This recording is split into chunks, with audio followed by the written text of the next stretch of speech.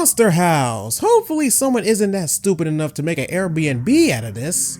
This supernatural comedy is one of those animated films that is perfect to watch on the month of October. It depends if you have courage to do so.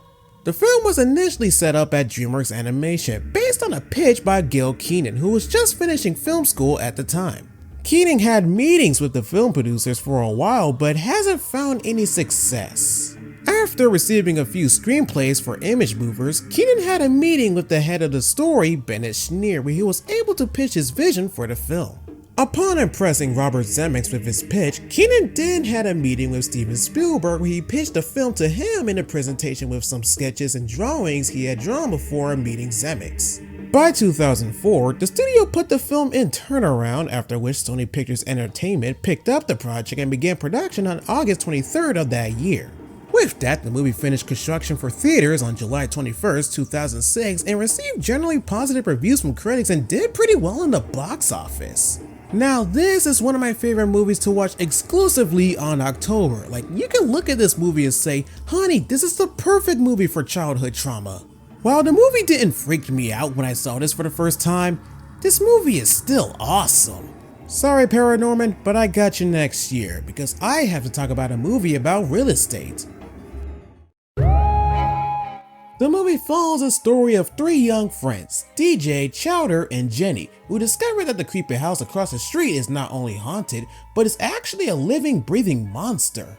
The idea of a house turning into a monstrous entity is so cool and creative.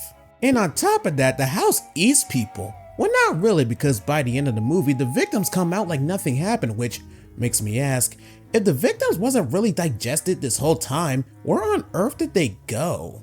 You know what, I don't even want to bother asking that question. Anyway, the concept is cool, I like it, but man, the backstory behind this is something else. A long time ago, Mr. Nabbercracker developed feelings for Constance, helped her escape, married her, and began constructing a house for themselves. On Halloween, some children began making fun of Constance because that's always the best thing to react when you see a fat person. She angrily began to chase them off. Nabbercracker tried to stop her and she fell into a half-finished basement and was suffocated by wet cement. Jesus! I don't know which is darker, this or the children from Coraline. So she lured us away with treasures and treats and games to play. So we let her sew the buttons. But she locked us here and ate up our lives. Jesus. So Nabbercracker finished the house in her memory, but her spirit soon merged with it.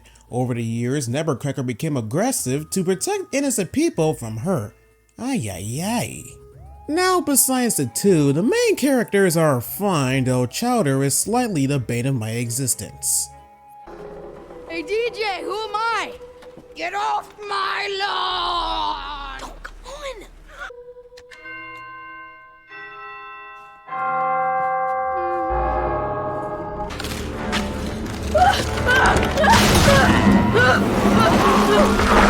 And this is why I have trust issues with white people when it comes to situations like this. And the fact that everyone else doesn't notice anything in this movie honestly frustrates me. Like, how did they not notice this? Or this? Or even this? That's a giant house roaming around the neighborhood on Halloween night. Also, is no one not concerned that Mr. Nabbercracker's house is just gone with no debris or anything? What is this universe? Sorry, I just didn't thought a good movie would just make me mad, but here I am. While the animation here is not an upgrade from Image Movers' last animated film, The Polar Express, it's still alright.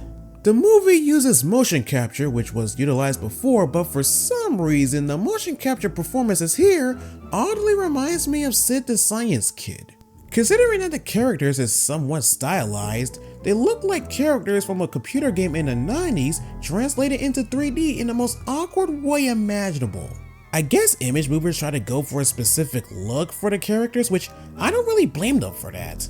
But what really bothers me the slightest is the hair constraints. Though not all characters are affected by this. For an example, Jenny, where her hair has actual physics to them. But for the others, that's a different story. The hair is incredibly stiff on most of the characters, which really doesn't look that great, especially when a character is just moving around too much.